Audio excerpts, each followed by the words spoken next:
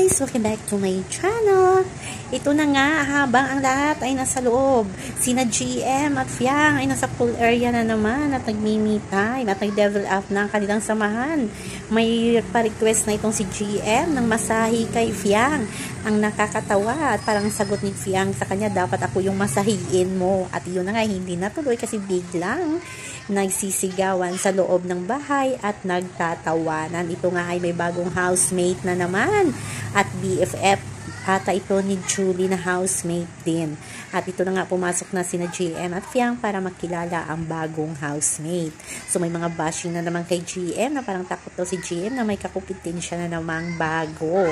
Pero alamin naman natin ang kalagayan ngayon ng nominado. Hindi pa nga in-announce ni Kuya, pero alam na natin nominado itong si Fiang at si GM at marami ang nagagay kay GM kasi nga ibibi daw nila, pero di natin alam, baka marami din mga pondo, mga fans ni GM. So yun lang po guys ang ating update. Bye-bye!